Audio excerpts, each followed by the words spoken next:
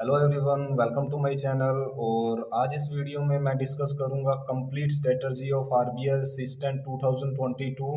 और इससे पहले आरबीआई का जो 2019 में एग्ज़ाम हुआ था वो मैंने दिया था और मेरे 91 मार्क्स आए थे और फिर भी मैं फेल हो गया था। मैंने क्या क्या गलतियां की थी उसके बारे में मैं आपको बताऊंगा, जो कि आप उन गलतियों को ना दोहराए और आपका सिलेक्शन हो जाए। So let's start.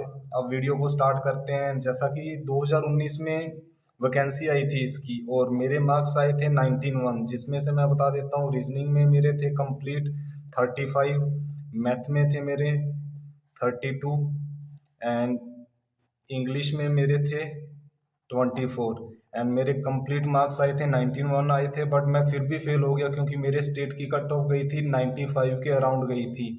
अभी मेरा स्कोर कार्ड मैं आपको ग्रुप में सेंड कर दूंगा। मुझे मेरा स्कोर कार्ड मिल नहीं रहा है क्योंकि मैंने डिवाइस चेंज की है। और उसके बारे में भी बताऊंगा कि अगर आपके पास टेस्ट सीरीज नहीं है तो आप कौन सा ग्रुप ज्वाइन करो। तो सब एक एक चीज़ आराम से आपको बताऊंगा।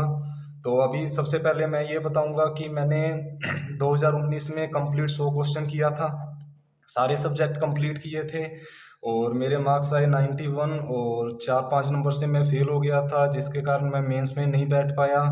तो सबसे पहले तो मैं स्टार्ट करूंगा रीजनिंग से। देखो यार, रीजनिंग एक ऐसा सब्जेक्ट है जिसमें आप फुल मार्क्स गेन कर सकते हो एंड छोटे छोटे क्वेश्चन, क्योंकि आपको टाइम काफ़ी मिलता है, 20 मिनट बहुत होते हैं। सेक्शनल टाइम होगा तो 20 मिनट आपके पास बहुत होंगे, तो आप आराम से 35 क्वेश्चन कर सकते हो। और 35 क्वेश्चन तो हर एक आदमी कर सकता है। अब मार्क्स भी 35 आपके आने चाहिए। और इसके बाद आती है मैथ और इसके बाद आती है इंग्लिश। देखो यार, मैथ में सब बोलते हैं कि आप सिंप्लीफिकेशन कर लो, क्वाड्रेटिक इक्वेशन कर लो, नंबर सीरीज कर लो, अप्रोक्सीमेशन कर लो तो बहुत है। बट देखो यार, कट ऑफ मेरे स्टेट की 95.75 गई थी, तो आप क्या अर्थमेटिक को छोड़ोगे थोड़ी ना। तो आपका टारगेट ये होना चाहिए कि मेरे रीजनिंग में 35 आने चाहिए, मेरे मैथ में 35 आने चाहिए। ये 70 नंबर तो आपके कहीं जाने नहीं चाहिए। और अब बात आती है इंग्लिश की। देखो यार, बेसिकली अपन ऑलमोस्ट सब हिंदी बैकग्राउंड से है, मैं भी हिंदी बैकग्राउंड से है, तो अपने ये पॉसिबल नहीं है कि अपने इंग्लिश में 30 में से 30 ला सकें। लाते भी है, बहुत जाने लाते हैं। बट जितनी मर्जी इंग्लिश कर लो यार, 2 से 4 नंबर तो कटने हैं तो है ही है। तो इंग्लिश का तो वैसा आप 25 का टारगेट रखो। और एक बात और मैं कहना चाहूँगा कि इंग्लिश में अगर जितने आपको आते हैं उतने ही अटेम्प्ट करो। मेरा ये था कि मैंने 30 में से 30 कर दिया और मेरे नंबर आए 24, क्योंकि मैंने तुक्के लगा दिए थे 2-3 वो कैब बेस्ड क्वेश्चन। जिसने 2019 में दिया होगा उसको पता होगा कि वो कैब बेस्ड क्वेश्चन आए थे और वो कैब हर एक बंदे की स्ट्रॉन्ग नहीं होती है। तो मैंने वो तुक्के लगा दिए थे, जिसके कारण मेरे मार्क्स आए 24।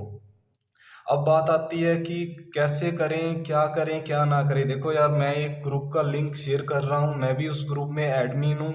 और उस ग्रुप में क्विजेज कंडक्ट की करवाई जाती है। पवन चौधरी सर और राम सर है, उस ग्रुप के ओनर है। और फ्री बेस पे ये क्विजेज होती है और अच्छा कंटेंट होता है। और ये जो क्विजेज जो कंडक्ट करवाते हैं सब सिलेक्टेड बैंकर्स है, सब पीओस द्वारा ये क्विजेज नाइट में कंडक्ट करवाई जाती है। और इस ग्रुप में जितने भी आपको पेड जितनी भी पीडीएफ है, चाहे अफेयर क्लाउड्स है, चाहे स्टडी आईक्यू है, सब आपको फ्री दी जाती है, फ्री प्रोवाइड करवाई जाती है। और जितना भी पेड कंटेंट है ऑलमोस्ट इस ग्रुप में दिया जाता है। और इस ग्रुप में पवन सर एंड राम सर का एक ही मोटिव है कि सबको सबकी हेल्प होनी चाहिए। ना तो वो इस ग्रुप से आपसे कुछ चार्ज करेंगे कि हाँ हम आपको ये कंटेंट दे रहे हैं या इतनी अच्छी क्विजेस करवा रहे हैं, तो ऐसा कुछ नहीं है। और I would highly recommend use कि ये मैं अभी कमेंट बॉक्स में आपको लिंक कर दूंगा इस ग्रुप का लिंक, तो आप ज्वाइन कर लीजिएगा और आपको काफ़ी फ़ायदा मिलेगा। आप एक बार ज्वाइन करना, अगर आपको अच्छा ना लगे तो आप वापस उस ग्रुप को डिलीट कर देना, बट एक बार ज्वाइन जरूर करना। और आपको अलग अलग इंग्लिश की, मैथ की, रीजनिंग की, जीए की, सबकी सबकी क्विज कंडक्ट करवाई जाती है और उसकी पीडीएफ भी दी जाती है। और इसके बाद मैं बात करूं कि अपने को प्री देना चाहिए या नहीं देना चाहिए, प्री के मॉक्स देने चाहिए या नहीं देने चाहिए। I would highly recommend you कि प्री के मॉक्स लगाने के बजाय आप सेक्शनल प्रैक्टिस करो गाइज। एक मिनट। आप सेक्शनल जितने जितने भी आप सेक्शन वाइज मॉक लगाओगे ना, जैसे रीजनिंग का हुआ, मैथ का हुआ, इंग्लिश का, वहाँ आपको इम्प्रूवमेंट मिलेगा। अभी फॉर एग्जांपल आपने प्री का एक मॉक लगाया, देखो यार अभी ओलाई बोर्ड हुआ, अड्डा हुआ, इसमें से 95 96 कोई नहीं ले सकता है। वो जो 100 में से 100 आते हैं ये सब फेक होते हैं। मुझे भी होता था जब मैं भी पढ़ता होता था कि यार इसके 100 में से 100 कैसे आ गए, या एसबीआई में इसके, ये एसबीआई पीओ के मॉक लगाता था तो इसके 95 कैसे आ गए, ये सब फेक होते हैं। तो मॉक लगा लिया करो, डेली का एक लगाया करो, ऐसे नहीं कि प्री के डेली के मैं 5 मॉक लगा रहे हो, क्योंकि सिलेक्शन अपने को प्री ने तो दिलवाना है, बट मेंस भी मेन रोल प्ले करता है गाइस। तो मेंस को भी लेके चलना है, उसकी भी मैं अलग से वीडियो बनाऊंगा कि कैसे मेंस की कैसे स्टेट, मैंने भी काफ़ी मेंस दिए हैं और अभी करंटली मैं बैंक में काम भी कर रहा हूँ एज ए ऑफिसर स्केल 1। तो मेंस की भी मैं आपको स्ट्रेटजी बताऊंगा, बट उससे पहले अगर मेंस में जाना है तो अपने को प्री क्लियर करना पड़ेगा। तो अब मेन ओवरऑल कंक्लूजन की बात आ रही है, तो कंक्लूजन यही निकल के आ रहा है, एक तो आप ग्रुप ज्वाइन कर लो, जो मैं आपको लिंक दे रहा हूँ, सच्ची में आपको बहुत हेल्प मिलेगा। जो जो भी बच्चे, जो भी स्टूडेंट टेस्ट सीरीज नहीं परचेज कर पा रहे हैं, तो आपको इस ग्रुप में इतना कंटेंट मिलेगा, आप फ्री नहीं रहोगे, अच्छा कंटेंट आपको मिलेगा। हिस्ट्री में जाके देखना, अच्छी पीडीएफ्स पढ़ी है, मैंने खुद देखा है अप्रोक्सीमेशन की, हाई लेवल मैथ अर्थमेटिक हुआ, डीआई हुआ, रीजनिंग में पजल हुई, सीटिंग अरेंजमेंट हुई, या इंग्लिश की कोई भी अच्छी, डेली का न्यूज़पेपर भी आपको इस ग्रुप में मिलता है। तो मैं तो ये बोलूँगा कि इस ग्रुप को ज्वाइन कर लो।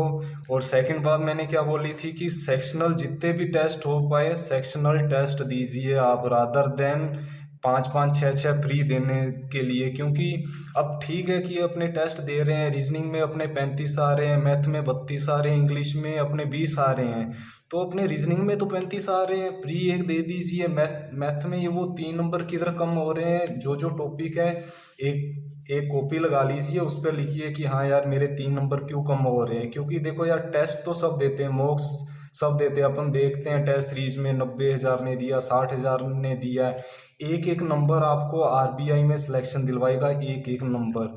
तो जिधर सबके, मुझे पता है ऑलमोस्ट यार 70 to 80% सबके इंग्लिश कमज़ोर होती है, तो अभी भी अराउंड 40 दिन पड़े हैं। तो 40 दिन अगर आप सेक्शनल मॉक्स देते हो, इंग्लिश का अलग, मैथ का अलग, रीजनिंग का अलग, तो आपका काफ़ी सिलेक्शन के चांसेस प्री में काफ़ी बढ़ जाएंगे। ये मेरा पर्सनली मैं बोलता हूँ, जितने भी मैंने पेपर दिए हैं मेरा हमेशा रीजनिंग में ये स्कोर रहता था। आरआरबी में मैंने दिया तो 40 में से 40, क्लर्क में दिया 40 में से 40, आईबीपीएस में दिया आईबीपीएस क्लर्क में दिया। तो सब में मेरा एक टारगेट रहता था कि यार कोई ऐसे 2 सब्जेक्ट है जिनको मैंने फुल अटेम्प्ट करना है और फुल मार्क्स गेन करने हैं।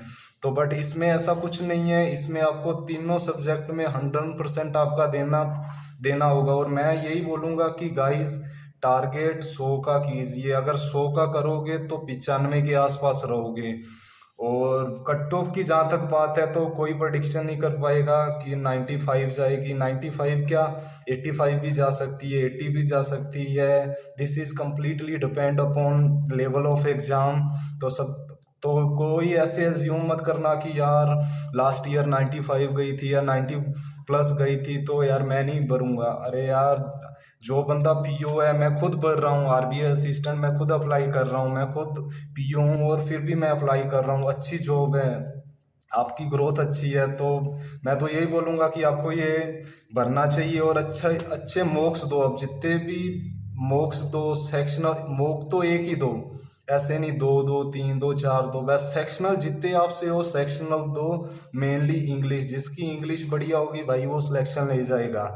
मैथ रीजनिंग सबकी बढ़िया होती है क्योंकि इसमें अपने को इंटरेस्ट रहता है कि यार अपन पजल बनाएंगे, अपन डीआई सोल्व करेंगे। अर्थमेटिक को फिर भी लोग इग्नोर करते हैं, तो अर्थमेटिक करो। और अगर आपके पास अर्थमेटिक के क्वेश्चन नहीं है तो जो ग्रुप का मैंने लिंक नीचे दिया हुआ है वो ग्रुप को ज्वाइन करो। तो उसमें अर्थमेटिक के अच्छे सर, एक मुझे पता नहीं कौन से बैंक में है बट अक्षय नाम से सर है, वो अच्छे अर्थमेटिक करवा रहे हैं। और बाकी सब जितने भी एडमिन है जो भी क्विज लेते हैं, चाहे इंग्लिश की है, चाहे रीजनिंग की है, चाहे मैथ की है, चाहे सीए की है, सब जो भी क्विज लेते हैं सब सिलेक्टेड हैं।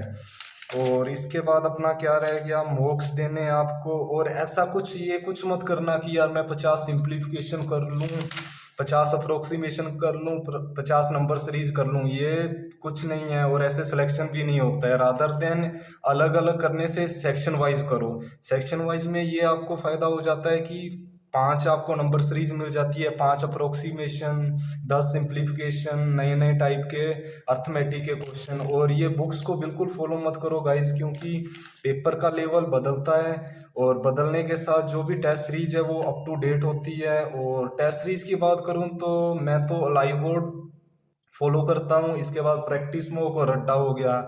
बाकी तो जैसे आपको बढ़िया लगे आप करो, क्योंकि टेस्ट सीरीज कोई भी गलत नहीं होती है, सब सही होती है, बढ़िया होती है। ये अपने पे है। अब कई बंदे बोलते हैं कि सर वो लाइव बोर्ड हार्ड है, तो लाइव बोर्ड आपकी प्रैक्टिस कम है, वो हार्ड नहीं है, प्रैक्टिस कम है। तो प्रैक्टिस जितनी हो सके प्रैक्टिस करो।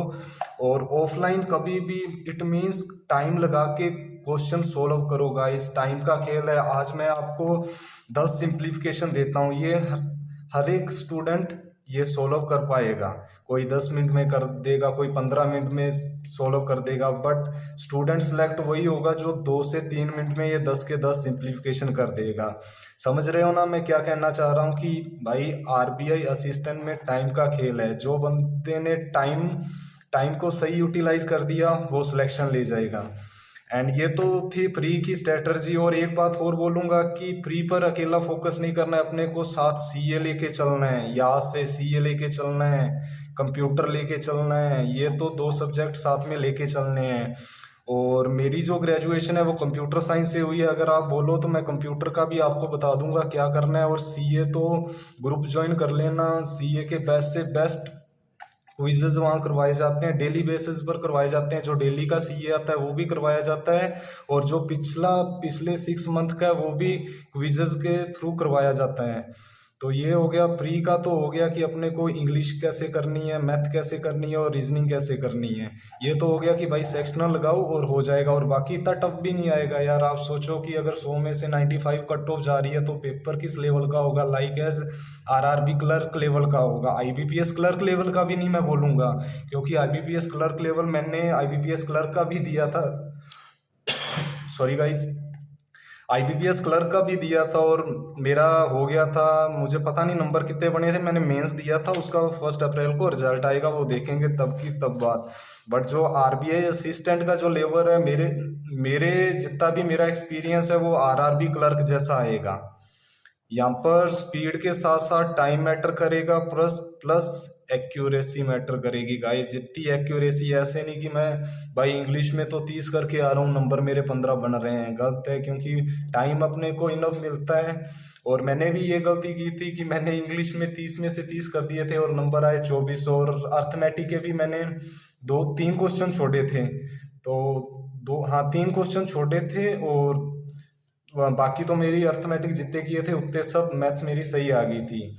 तो गाइज ये थी कंप्लीट स्ट्रेटजी। आई होप आपको समझ आई होगी, क्योंकि ये मैं अपने पर्सनल लेवल पर बता रहा हूँ। अब आपको बता रहे होंगे कि आप अलग से 50 सेलोक्स करो, 50 इनक्वलिटी करो। अरे भाई कुछ करने का मतलब नहीं है। जब तक आप टाइम मैनर के अंतर्गत कोई भी चीज़ नहीं करते तो आपको वही इम्प्रूव नहीं होगी। जैसे ही आप सेक्शनल टाइम के अकॉर्डिंग, जैसे 20 मिनट आपको टाइम दे दिया कि 20 मिनट में 35 करने हैं, तो आपका माइंड भी वैसे काम करेगा कि नहीं नहीं यार जल्दी कर, मैंने 35 क्वेश्चन करने। एक आपको 50 सेलोक्स दे दिए, आप 50 सिंप्लीफिकेशन दे दिए, टाइम नहीं है, तो कहीं ना कहीं गाइज आप डिले बढ़ोगे और वहाँ पर इम्प्रूवमेंट नहीं आएगी। तो एट दी एंड इस वीडियो में यही कहना चाहूँगा कि अप्रोक्स अपने पास कितने 35 दिन बचे हैं। एक तो 35 मॉक लगा लीजिए, मोर देन इनफ है। ऐसे नहीं कि एक दिन में 35 मॉक लगा लीजिए, 35 रीजनिंग के सेक्शनल लगा लीजिए, 35 मैथ के सेक्शनल लगा लीजिए, और 35 इंग्लिश के सेक्शनल लगा लीजिए। टेस्ट सीरीज के साथ ये सेक्शनल आता है, बस ये लगा लीजिए गाइज। और इसके अलावा जो भी आपका टॉपिक वीक है, जैसे अर्थमेटिक सबके होते हैं, मेरे भी जैसे बोट एंड स्ट्रीम ये मेरा वीक था, और टाइम डिस्टेंस और ये वीक था, तो इसके अलग से डेली के 1 से 2 घंटे दीजिए।